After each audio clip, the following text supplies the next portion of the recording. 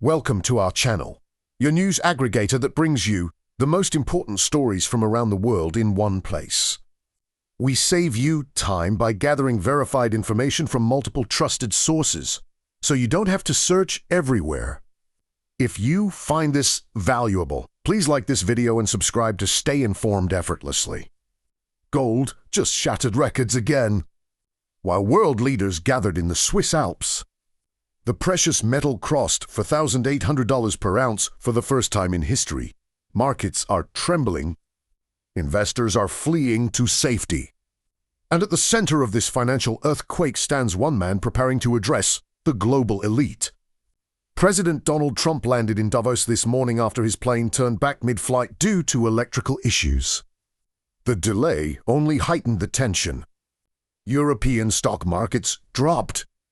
The dollar weakened, and gold kept climbing, gaining 0.4% in a single day. But why are investors so spooked?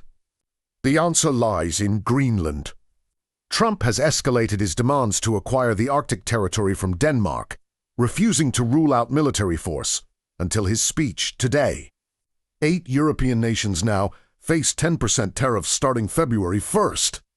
France, Germany, the United Kingdom.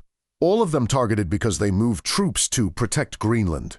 If you're finding this information useful, hit that like button and subscribe so you never miss critical updates like this. French President Emmanuel Macron called it vassalization. Canadian Prime Minister Mark Carney declared the rules-based international order dead. The transatlantic alliance, built over decades, is fracturing before our eyes. And gold tells the story that politicians won't say out loud. The metal surge, 64% in 2025. It's already up another 12% this year. Central banks are buying. Poland just approved 150 tons. Bolivia resumed purchases. Private investors are abandoning currencies and government bonds for something they can touch, something that holds value when trust evaporates. Goldman Sachs. Analysts say gold could hit for $1,900, maybe even $5,000. Their conviction has never been higher. Why? Because the debasement trade is accelerating. People don't believe in the stability of major economies anymore. Here's what makes this moment different. Japanese government bonds just hit their highest yield in history, for 0.22% on 40-year bonds. That's a financial system flashing warning signs. European markets shed hundreds of billions in value over 2 days. Netflix stock plummeted 7% despite beating profit forecasts because subscriber growth collapsed. The entire architecture of global finance is groaning under pressure. Make sure you're subscribed, because events are moving faster than anyone predicted, and we're tracking every development. Then Trump took the stage in Davos. Hundreds of business leaders and politicians watched as he declared Europe is destroying itself. Beautiful places, he called them, but heading in the wrong direction. He criticized cultures developed over the last decade. He said Europe needs to get out of patterns that weaken them. On Greenland, Trump finally gave markets what they wanted to hear. I won't use force, he said. But then he added something chilling. We probably won't get anything unless I decide to use excessive strength and force where we would be. Frankly, unstoppable. He called it the biggest statement he'd made. He's seeking immediate negotiations. Denmark must choose, he warned. The Greenland delegation met with Vice President Vance and Secretary of State Rubio. They announced a fundamental disagreement with the administration. Denmark won't sell, but Trump won't take no for an answer. Treasury Secretary Scott Bessent told CNBC that everyone should take a deep breath. Don't escalate, he pleaded. Trust Trump's strategy. But markets aren't breathing easy. They're buying gold. Commerce Secretary Howard Lutnick insisted America's trade deals with Europe are durable and stable. You can fight with allies and still be allies, he claimed. But when he spoke at a Davos panel, attendees booed. Former Vice President Al Gore reportedly joined in. European Central Bank President Christine Lagarde walked out during his speech. This isn't normal diplomatic friction. This is something deeper. If this analysis is helping you understand what's really happening, please like and subscribe. Your support helps us continue bringing you aggregated news from the world's top sources. Ken Griffin, founder of Citadel Hedge Fund, publicly questioned Trump in Davos. "Why are we fighting over a piece of rock covered by ice?" he asked. "The U.S. already has military access to Greenland. We don't need to own it," Griffin argued. But Trump sees it differently. National security, he insists. Protection against China on Russia. The president announced Thursday he'll unveil his Board of Peace charter. Originally designed to oversee Gaza reconstruction, leaked documents reveal it now claims authority over any conflict zone globally. Countries can buy permanent membership for $1 billion. Trump serves as permanent chair even after his presidency ends. Critics say it rivals the United Nations. Macron refused to join. Putin was invited. Market analyst Marshall Auerbach from Bard College told reporters this is the calm before the storm. "Markets remain in total denial," he said. The psychological reflex is understandable because the consequences are unimaginably awful and nobody wants to go there. Gold doesn't care about denial. It climbed 6% since Monday, 12% since January 1st. Silver hit $95, its own all-time high. Platinum reached $2,511 before pulling back. The entire precious metals complex is screaming the same message. Traditional safe havens are being abandoned. Stocks fell. Bonds are suspect. The dollar dropped its most in a month. Even copper rallied toward $13,000 a ton as Goldman Sachs. Forecast continued flows into the U.S., but that's industrial demand. Gold is pure fear. Three factors are converging, according to analysts. Political instability from Greenland tensions, central bank buying that shows no signs of stopping, and weakening faith in paper currencies as governments navigate impossible fiscal situations. Stay subscribed and turn on notifications. Stories like this break fast, and we aggregate them immediately so you're always informed. For WAD, Razakzada from City Index said gold has surged deeper into uncharted territory as investors hedge against rising political risk. A softer dollar provides additional tailwind for precious metals, reinforcing gold's rally at a time when confidence in U.S. assets appears to be wobbling. Donis Thriving, co-head of commodities research at Goldman Sachs, called gold their highest conviction trade. Central banks keep buying.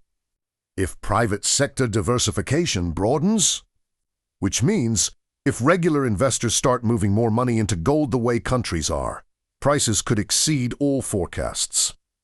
ING, analysts noted Japanese bonds rebounded slightly. With Trump in Davos, they see some scope for the escalation on Greenland risk and fears of European dumping of U.S. assets. But that's hope talking. Markets hoped Trump would back down before. He didn't. The president said Canada lives because of the United States.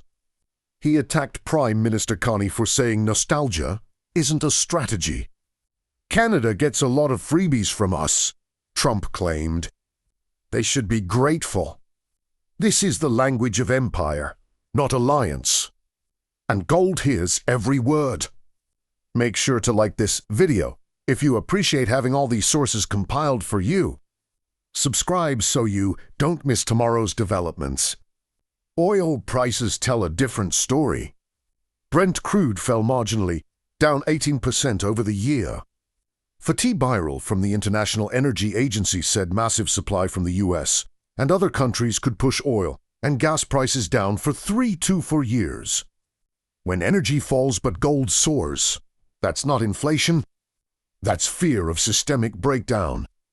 European markets tried to stabilize Wednesday morning. Germany's DAX down 0.68%, France's CAC 40 down 0.18%. London's FTSE 100 nearly flat, But that's exhaustion, not recovery. 2 days of steep losses drained sellers. It doesn't mean confidence returned. U.S. futures edged up slightly before the bell. S&P 500 futures rose 0.3%. Nasdaq up 0.19%. Dow up 0.13%. But gold gained 2.2%, reaching for $1,873. One market is betting on recovery. The other is preparing for disaster. Asian markets were mixed. South Korea's Kospi up 0.5%. Hong Kong's Hang Seng up 0.4%. Shanghai Composite up 0.1%. Australia's ASX 200 down 0.4%. No clear direction. Everyone's waiting. Subscribe now and hit the bell icon so you're notified the moment we post updates on this rapidly evolving situation. Trump will meet Ukrainian President Zelensky Thursday. That's another powder keg. Zelensky needs continued U.S. support. Trump wants deals. The president's critics say he's undermining NATO while Russia watches. His supporters say he's finally putting America first. The Supreme Court is considering whether Trump can fire Federal Reserve Governor Lisa Cook. Markets are pricing into rate cuts of 25 basis points from mid-year. But if Trump succeeds in removing Fed officials who oppose him, central bank independence collapses. And if that happens, gold's rally might just be getting started. This is why we aggregate news for you. These connections matter. Individual headlines miss the bigger picture. We bring you verified information from Reuters, Bloomberg, CNBC, NPR, and other major sources so you understand what's really happening. Trump called his Davos visit phenomenal news for America. He said the U.S. is unstoppable if it chooses force, but won't need to. He said Europe must be strong, which requires changing direction. He announced meetings scheduled on Greenland and predicted things will work out pretty well. But gold crossed for $1,800, and gold doesn't lie. Investors are making the biggest bet of their lives. They're saying the system that held for 70 years is changing. They're saying alliances forged in World War II are no longer reliable. They're saying the dollar's dominance, the stability of bonds, the predictability of markets, all of it is up for grabs. Central banks see it. Poland, Bolivia, and dozens of others are buying gold like their currencies depend on it. Because maybe they do. If you've made it this far, you understand why subscribing matters. Drop a comment below with your thoughts on where gold prices head next. Will we see $5,000 per ounce by March? Let us know. And please, hit that like button and subscribe so we can keep aggregating the world's most important news for you. The calm before the storm, Marshall Auerbach called it. Markets in total denial. Psychological reflex, because the consequences are unimaginable, but gold isn't in denial. Silver isn't in denial. Platinum isn't in denial. For $1,878.22. That's where spot gold closed Wednesday. A new record. Another milestone in a rally that shows no signs of exhaustion. Trump is in Davos. Europe is fractured. Alliances are strained. And gold is telling anyone who'll listen that the world just changed. Stay informed, stay subscribed. And we'll see you in the next update with more aggregated news from around the globe.